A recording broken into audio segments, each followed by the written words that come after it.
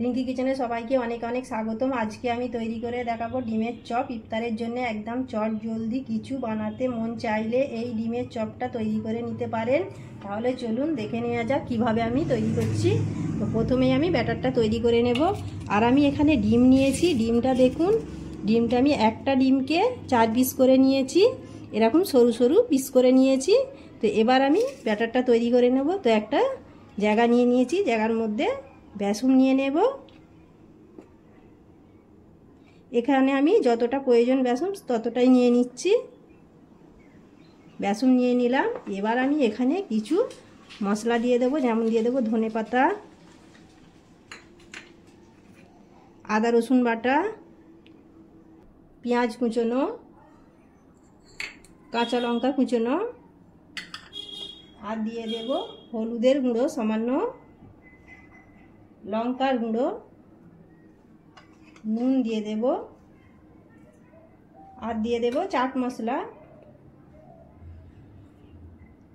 মশলা দিয়ে দিলাম। এবার আমি অল্প অল্প জল দিয়ে ব্যাটারটা তৈরি করে নেব। এবার আমি এখানে অল্প করে জল দেব আর ব্যাটারটা তৈরি করে নেব। অল্প অল্প করে জল দিতে হবে, ব্যাটারটা তৈরি করে নিতে হবে, নাহলে একবারে দিয়ে দিলে পাতলা হয়ে যাবে। ব্যাটারটা কিছুক্ষণ ধরে নাড়াচাড়া করে তৈরি করে নিয়েছি। দেখুন ব্যাটারটা ঠিক এই রকম হবে, খুব বেশি একদম পাতলাও হবে না, আবার খুব বেশি একদম ঘনও হবে না, টেক্সচারটা ঠিক এই রকম থাকবে। তো ব্যাটারটা আমার রেডি হয়ে গেছে। এবার পকোড়াটা তৈরি করে নেব। ডিম পকোড়া বা ডিমের চপ এবার আমি ভেজে নেব। ভাজার জন্য আগে থেকেই তেলটা বসিয়ে দিয়েছি, তেলটাও গরম হয়ে গেছে। এবার আমি এখানে একটা করে ডিম নেব আর ছেড়ে দেব।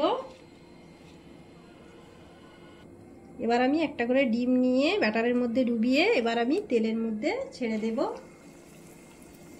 আবারও আমি এখান থেকে একটা ডিম নিয়ে নিলাম, নিয়ে ব্যাটারের মধ্যে ডুবিয়ে তেলের মধ্যে ছেড়ে দেব।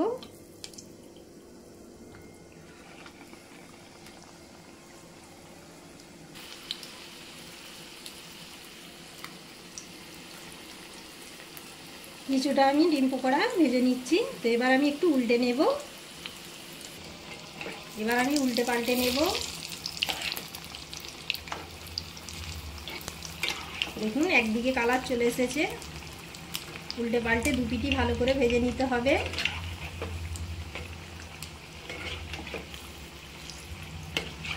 দেখুন কত সুন্দর এক পিঠ কালার চলে এসেছে। আরও এক পিঠ আমি ভালো করে ভেজে নিচ্ছি। ডিম পকোড়াগুলো দেখুন ভাজা হয়ে গেছে। এবার আমি তুলে নিচ্ছি। বাকিগুলো আবারও আমি তেলের মধ্যে দিয়ে দিলাম।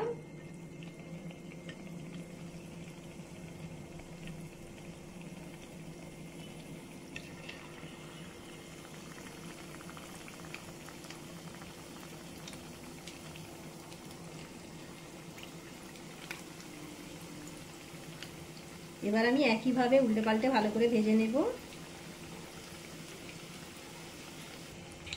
এবার আমি এই পকোড়াগুলোকেও আমি উল্টে পাল্টে ভেজে নিচ্ছি।